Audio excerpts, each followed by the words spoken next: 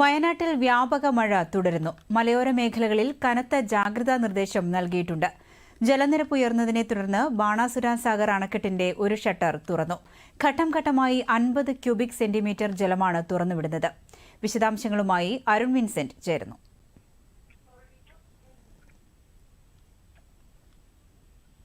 ദിവ്യ, വയനാട്ടിൽ കഴിഞ്ഞ 3 ദിവസമായി പെയ്യുന്ന മഴയ്ക്ക് അല്പം ശമനമുണ്ട് എന്ന് പറയാം. രാവിലെ മുതൽ മഴയ്ക്ക് ശക്തി കുറവുണ്ട്. ഇന്ന് പ്രധാനമായും ബാണാസുര സാഗർ ഡാം തുറക്കുമെന്നുള്ളതാണ് പ്രധാനപ്പെട്ട കാര്യം. രാവിലെ 10 മണിയോടെയാണ് ഡാമുകൾ തുറന്നത്. ഡാമിന്റെ ഒരു ഷട്ടറാണ് ഇപ്പോൾ തുറന്നിരിക്കുന്നത്. 50 ക്യൂബിക് മീറ്റർ വെള്ളം പുറത്തേക്ക് തുറന്നുവിടാനാണ് ഇപ്പോൾ ശ്രമം നടക്കുന്നത്. ഇതിന്റെ ഭാഗമായുള്ള നടപടികളൊക്കെ പൂർത്തീകരിച്ചു. ഒരു ഷട്ടർ തുറന്നിട്ടുണ്ട്. സമീപ പ്രദേശങ്ങളിലെ ആളുകൾക്ക് ജാഗ്രത നിർദ്ദേശം നേരത്തെ തന്നെ നൽകിയിരുന്നു.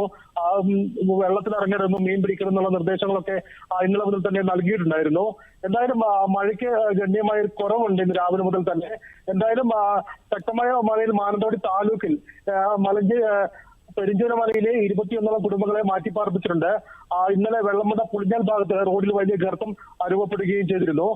പുഴകളിലും തോടുകളിലൊക്കെ ശക്തമായ നീരൊഴുക്കാണ്. ഈ താഴ്ന്ന പ്രദേശങ്ങളൊക്കെ വെള്ളപ്പൊക്ക ഭീഷണിയിലുമാണ് ഉള്ളത്. ചൂരമല മുണ്ടക്കൈ ഭാഗങ്ങളിലൊക്കെ ശക്തമായ മഴ തന്നെ തുടരുകയാണ്.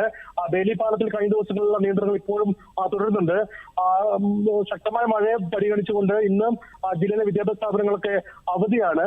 ബത്തേരി കല്ലൂരിൽ പുഴ നിറഞ്ഞു കവിഞ്ഞിട്ടുണ്ട്. എന്തായാലും ജില്ലയിൽ രാവിലെ മുതൽ തന്നെ മഴയ്ക്ക് അല്പം കുറവുണ്ട്. ദിവ്യ.